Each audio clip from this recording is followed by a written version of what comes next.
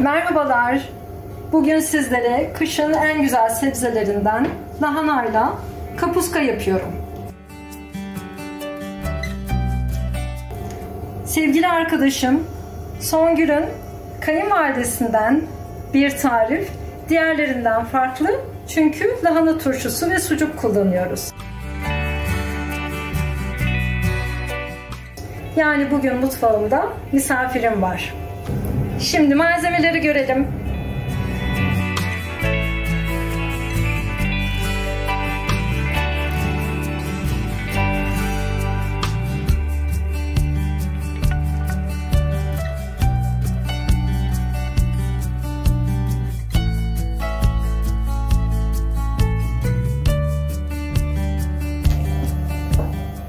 Öncelikle lahanayı ince ince doğrayarak yemeğimizi yapmaya başlıyoruz.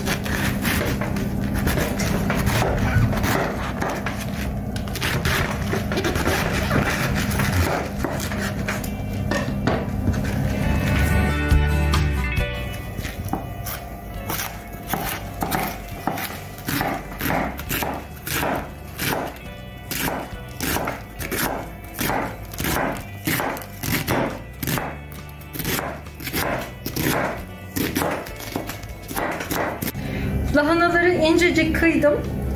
Sert kısımlarını almadım. Bunlar daha zor pişecektir. Elinizde böyle lahanalar olduğunda çabucacık kış turşusu yapabilirsiniz bu kısmıyla da. Yarım lahana için 2 tane kuru soğan kullanıyorum ve yemeklik doğruyorum.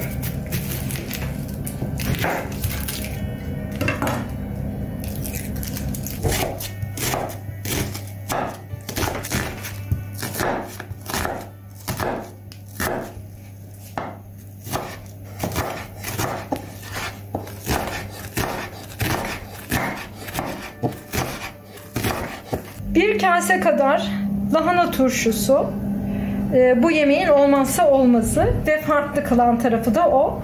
Yine aynı şekilde turşuyu da incecik kıyıyorum.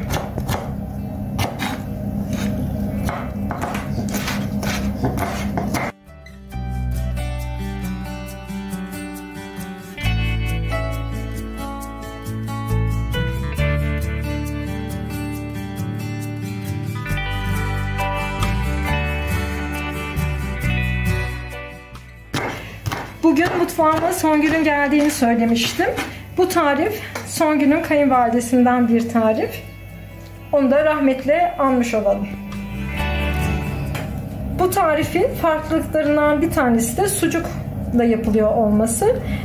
Bir kangal sucuğun 1/4 oranında sucuk doğruyorum. Bu şekilde küp küp yaparak sucukları da doğruyorum. Tüm malzemeyi doğradım. Şimdi artık ocağımızın başında hepsini birleştirmeye geçiyoruz.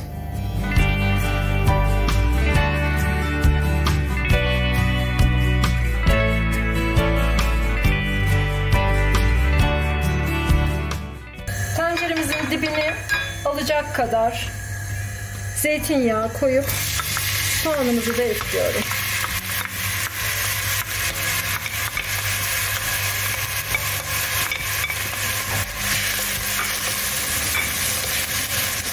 Soğanı eklediğimizde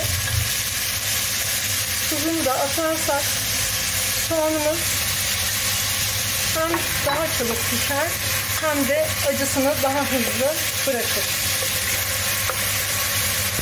Soğanlar kavruldu. Burada 1 tatlı kaşığı domates salçası, 1 tatlı kaşığı da biber salçası var. Onları da ekleyip soğanla güzelce kavuruyoruz.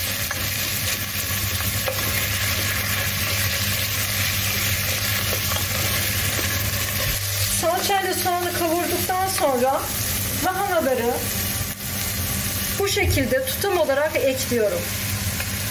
Eklediğim lahanaları soğan ve salçayla karıştırıp kavuruyorum.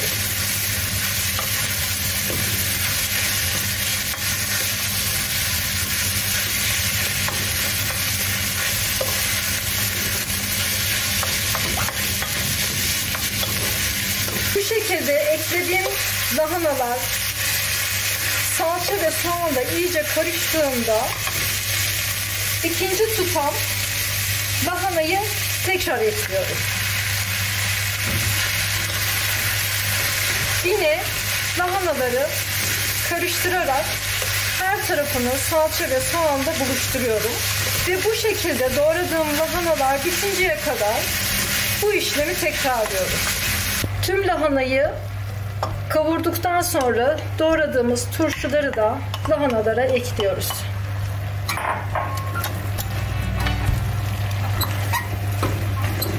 Lahanalarla turşuyu karıştırıp yemeğimize sıcak su ekliyoruz.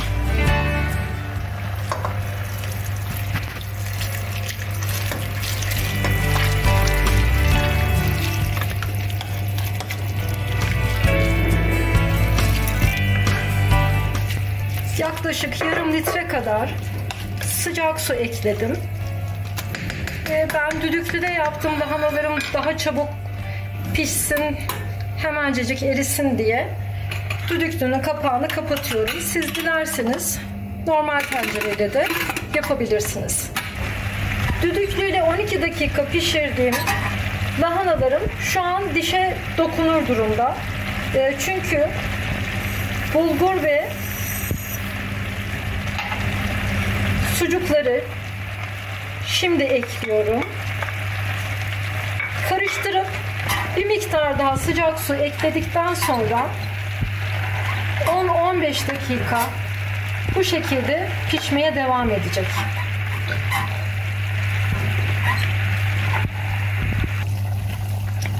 Gördüğünüz gibi suyu kalmadı. O sebeple 1-2 bardak sıcak su tekrar ekliyorum.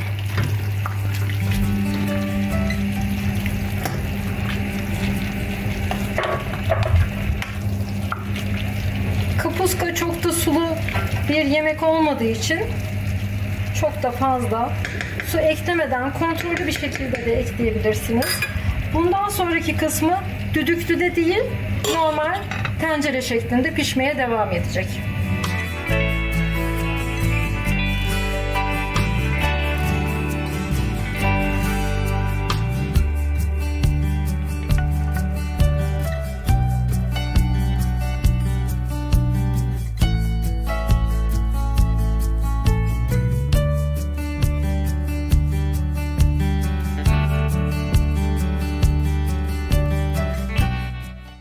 Kapuskamız hazır. Yanında bir kase yoğurtla harika olacaktır. Afiyetler olsun.